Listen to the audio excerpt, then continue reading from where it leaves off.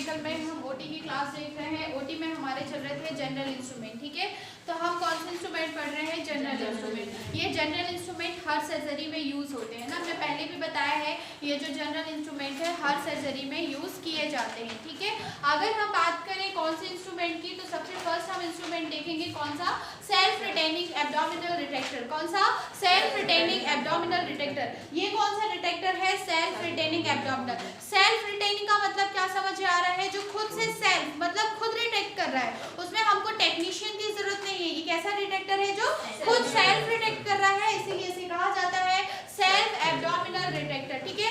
अब abdominal retractor है तो मतलब हमको समझ में ही आ रहा है कि किस सर्जरी के लिए यूज किया जाता है, या एब्डोमिनल की सर्जरी के लिए यूज किया जाता है, ठीक है। सेल्फ रिट्रैक्टर लिखा गया है, मतलब क्या है? ये खुद ही रिट्रैक्ट करता है, हमको टेक्नीशियन की जरूरत नहीं होती है, ठीक है। तो अगर हम इस रिट्रैक्टर के स्ट्रक्चर को समझें तो ये जो रिट्रैक्टर होता है इसके साइड दो धातु की प्लेट लगी होती है, ठीक है। और यहाँ पे क्या होते हैं? कंट्रोल करने के लिए रिंग लगे होते हैं, ठीक है, कि हमको इतना फैलाना है कि उस रिट्रैक्टर को इतना रिट्रैक्ट करना है ना, according to operation surgery part, है ना। सर्जरी पार्ट कितना है? मेजर है, माइनर है, छोटा पार्ट है, कम थोड़ा सा बड़ा पार्ट है, इंसिजन पार्ट, उसके अकॉर्डिंग हमको क्या करना पड़ता है? इसको सेट करना पड़ता है। तो हम क्या करते हैं जब मेजर सर्जरी होती है? मेजर सर्जरी का मतलब जब कोई सर्जरी 4 से 5 घंटे की होती है, ठीक है, उस टाइम पे हम कोई भी टेक्नीशियन भी होगा, अगर वो 5 घंटे तक रिट्रैक्ट नहीं कर पाएगा ना, रिट्रैक्ट करके रखने का मतलब है इस स्किन को अपने साइड खींच करके रखना है ना, तो 5 घंटे तक तो वो रिट्रैक्ट नहीं कर पाएगा। तो उसके लिए क्या करना पड़ता है? Abdominal self retractor abdominal use करते हैं। इस एब्डोमिनल को क्या करते हैं? जो इंसिजन पार्ट होता है, इंसिजन पार्ट मतलब मान लो इस पार्ट को क्या होना है? ऑपरेशन होना है ना, इस पार्ट को ऑपरेशन होना है, इंसिजन कहाँ दिया जाएगा? ऐसे कट लगाया जाता है। जब हम कट लगाएंगे तो स्किन का इस वाला पार्ट इस साइड आ जाएगा, ये वाला पार्ट उस साइड चला जाएगा, ठीक है। इसके बाद क्या करेंगे? जब तक हम इसको रिट्रैक्ट नहीं करेंगे, है ना, जब तक हम दोनों साइड से स्किन को नहीं खींचेंगे तो ये आपस में कैसी रहेगी? जुड़ जाएगी ना। तो इसको हमको दूर रखने के लिए, ऑपरेटिव पार्ट को देखने के लिए, कि अगर हम देख रहे हैं, हमने कल भी बताया था कि अगर यूट्रस का ऑपरेशन करना है या इंटेस्टाइन का ऑपरेशन करना है तो उसके पहले बहुत सारी लेयर्स होती है हमारी बॉडी में, ठीक है। तो अगर हम उन लेयर्स को क्या नहीं करेंगे? रिट्रैक्ट नहीं करेंगे तो हम ऑपरेट नहीं कर पाएंगे, है ना, क्योंकि हमको उस ऑपरेटिव पार्ट तक पहुंचना है, और उस ऑपरेटिव पार्ट में पहुंचने के लिए हमको क्या लगाना पड़ता है? रिट्रैक्टर लगाना पड़ता है। तो हम कौन सा रिट्रैक्टर देख रहे हैं? Abdominal self retractor. इस रिट्रैक्टर को क्या किया जाता है? सामने ऐसे फंसा दिया कर जाता है। इसकी जो ये वाली प्लेट होती है और ये वाली प्लेट होती है, ये आपस में क्या करती है? इसको एक इस साइड को खींच करके रखती है, एक इस साइड को खींच करके रखती है, पार्ट को, ठीक है, बॉडी पार्ट को, जो ऑपरेटिव पार्ट है, और जिस पार्ट का हमको ऑपरेशन करना होता है वो हमको सामने दिखता है। समझ में आ गया? तो एब्डोमिनल पार्ट में अगर हम बात करें तो ये क्या करता है? एक्सपोजर का काम करता है। एक्सपोजर का मतलब क्या है? जो हमारा ऑपरेटिव पार्ट होता है, जिस पार्ट में हमको ऑपरेशन करना है, उस पार्ट को ये क्या करता है? एक्सपोज करता है, मतलब दिखाता है। इस इंस्ट्रूमेंट का यूज कब किया जाता है? Abdominal surgery. एब्डोमिनल सबको मालूम है ना, हमारे जब पेट की सर्जरी होती है तब इस इंस्ट्रूमेंट का यूज किया जाता है। कौन से इंस्ट्रूमेंट का? है ना। अब ये कब किया जाता है? जब मेजर सर्जरी होती है। मेजर सर्जरी का मतलब जब 5 से 6 घंटे की सर्जरी, और भी मान सकते हैं हम, मेजर में 6 घंटे, 7 घंटे, 8 घंटे की भी सर्जरी हो सकती है, पर जब सर्जरी में ज्यादा टाइम लगे तब हम कौन सा रिट्रैक्टर फंसा करके रखते हैं? सेल्फ रिटेनिंग एब्डोमिनल रिट्रैक्टर, ठीक है। अगर हम इसकी बात करें तो देखो ये अलग अलग इसके जो पार्ट्स होते हैं वो अलग अलग होते हैं, ठीक है। ये रखने में प्रॉब्लम ना हो इसलिए इसको कैसे लग किया जाता है? अलग अलग पार्ट्स में। ये ब्लेड्स भी इसकी दोनों अलग होती है, ठीक है। तो जब हमको इस इंस्ट्रूमेंट का यूज करना होता है तो हम स्टरलाइजेशन करने के बाद ऑपरेशन टेबल में क्या करते हैं? इसको जो नट लगे होते हैं, स्क्रू लगे होते हैं, उस स्क्रू से क्या कर सकते हैं? दोनों ब्लेड को फंसा सकते हैं और अपने हिसाब से एडजस्ट कर ले सकते हैं ना। अगर हमको ऑपरेटिव पार्ट में इतना एडजस्ट करना है, मतलब इतना हमको दिखाना है, तो हम इसको इसकी प्लेट को ऐसे एडजस्ट करेंगे। अगर हमको ज्यादा सरफेस चाहिए, ज्यादा दिखाना है हमको, तो हम इसकी प्लेट्स को और बढ़ा देंगे, ठीक है। तो ये किसकी बात हो गई? एब्डोमिनल रिट्रैक्टर की, ठीक है। इसे किस लिए यूज किया जाता है? एब्डोमिनल सर्जरी के लिए यूज किया जाता है। इसका एक मुख्य लाभ ये होता है कि इस एब्डोमिनल रिट्रैक्टर को फंसाने से टेक्नीशियन का काम कम हो जाता है ना। अगर हम एब्डोमिनल रिट्रैक्टर नहीं लगाएंगे तो हमको दो टेक्नीशियन तो चाहिए ना, एक लेफ्ट साइड में रिट्रैक्ट करेगा, एक राइट साइड में रिट्रैक्ट करेगा। कोई बंदा दोनों साइड में ऐसे रिट्रैक्ट नहीं कर सकता है ना, दो हमको टेक्नीशियन चाहिए होंगे। तो हमने पढ़ लिया कौन सा इंस्ट्रूमेंट? Abdominal retractor. सर्जरी में रखी जाती है। वैसे तो अगर हड्डी का है तो हम नहीं रखेंगे क्योंकि इसमें लिखा हुआ है क्या, एब्डोमिनल रिट्रैक्टर। हाँ, अगर एब्डोमिनल की कोई सर्जरी हो रही है ना, या तो आप कोई भी सर्जरी जैसे कि हर्निया वगैरह हो गया, अपेंडिक्स वगैरह, आप रख लो, वैसे काम नहीं आएगा। अपेंडिक्स तो छोटी सी सर्जरी होती है, हर्निया तो छोटा सा सर्जरी होती है। जो हम क्या करते हैं, इंटरनल सर्जरी करते हैं, जैसे इंटेस्टाइन की हो गई, हमारे स्टमक की हो गई, और क्या बोल सकते हैं हम, यूट्रस वगैरह की हो गई। तो इन सब सर्जरी में हमको कौन सा इंस्ट्रूमेंट रखना पड़ता है, एब्डोमिनल सेल्फ रिट्रैक्टर। उसके बाद हम नेक्स्ट इंस्ट्रूमेंट की बात करते हैं, तो इसका नाम है मायोनिहान गैस्ट्रोजेजुनोस्टोमी। ठीक है, तो मायोनिहान गैस्ट्रोजेजुनोस्टोमी का बात करें तो ये कैसी दिखती है, सिजर टाइप की दिखती है। ठीक है, किस टाइप की दिखती है, सिजर टाइप की दिखती है। इस इंस्ट्रूमेंट का यूज किया जाता है, ये क्लैंप है, इस इंस्ट्रूमेंट का यूज किया जाता है किस लिए, फॉसेप्स है, क्लैंप भी बोल सकते हैं। इसका यूज किस लिए किया जाता है, होल्डिंग के लिए किया जाता है। किस लिए किया जाता है, होल्डिंग के लिए किया जाता है।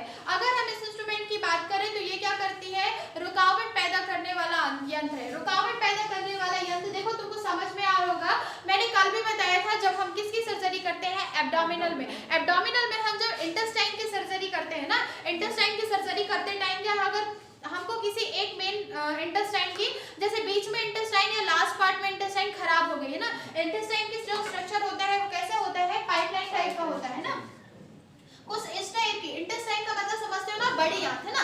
बड़ी आंत क्या होती है, कभी कभी हमारे कुछ इन्फेक्शन की वजह से, बैक्टीरिया वायरस के इन्फेक्शन की वजह से क्या हो जाती है, हमारी जो बड़ी आंत होती है सड़ने लगती है ना। अब जो बड़ी आंत होती है वहां पे क्या पाया जाता है, मल पाया जाता है। क्या पाया जाता है, मल। आप खाना खाते हो, डाइजेस्ट होता है छोटी आंत से, और जो आपका भोजन है वो किस में जाता है, बड़ी आंत में। बड़ी आंत के खराब होने पे बड़ी आंत में क्या होता है, आपका मल इकट्ठा, मतलब मल जाता है। ठीक है, तो क्या होता है, इसमें मल भरा हुआ होता है या वेस्ट पदार्थ भरा होता है। तो क्या होता है, जैसे यहाँ पे लास्ट में ये इंटेस्टाइन क्या हो गई है, खराब हो गई है, बीच में इतनी इंटेस्टाइन क्या हो गई है, सड़ रही है ना। अब हमको क्या करना है, अगर हम इसको, ये बीच वाली इंटेस्टाइन को काटेंगे नहीं, काट कर अलग नहीं करेंगे, तो ये क्या करेगी, पूरी इंटेस्टाइन को खराब कर देगी। ठीक है, तो हमको क्या करना पड़ेगा, इतनी इंटेस्टाइन को हमको क्या करना है, कट करना है। तो कट करने के लिए क्या करेंगे, हम यहाँ से एक क्लैंप फंसाएंगे, एक क्लैंप यहाँ से फंसाएंगे ना। ये जो क्लैंप होते हैं बस इनका यूज इसीलिए किया जाता है। तो इस क्लैंप को हम इधर फंसाएंगे, इस क्लैंप को इधर फंसाएंगे। ठीक है, इधर फंसाने के बाद इतनी इंटेस्टाइन को क्या कर देंगे,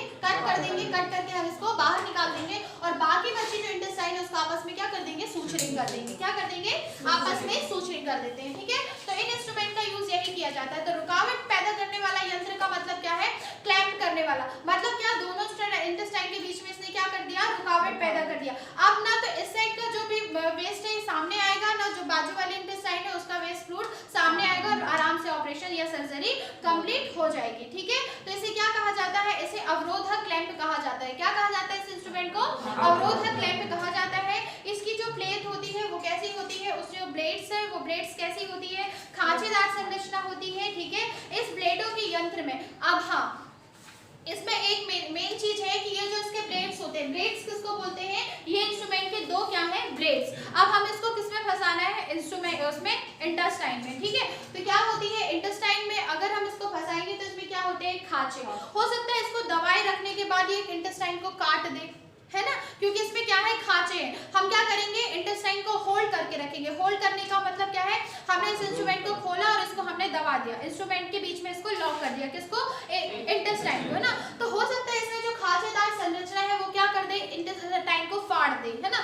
तो इस चीज से बचाने के लिए हम क्या करते हैं, इस इंस्ट्रूमेंट में स्टेरलाइज, कैसी, स्टेरलाइज रबड़ आती है। स्टेरलाइज रबड़ का मतलब है, होता है कि कुछ ऐसे इंस्ट्रूमेंट आते हैं जिसके अंदर पाइप, वो पाइप में पैक होते हैं, प्लास्टिक के पाइप में। ठीक है, तो उनको हम रबर के पाइप में, सॉरी, जो वो रबर के पाइप आते हैं ना, उसको हम स्टोर करके रखते जाते हैं। और जब कभी एब्डोमिनल सर्जरी होती है और इस इंस्ट्रूमेंट की जरूरत पड़ती है तो हम इसको स्टेरलाइज करने के लिए लगा देते हैं। और जब इस क्लैंप को फंसाते हैं तो ये जो इसके क्लैंप्स की दो ब्लेड है ना, इसके अंदर रबर का पाइप डाल देते हैं। क्या डाल देते हैं, रबर का पाइप।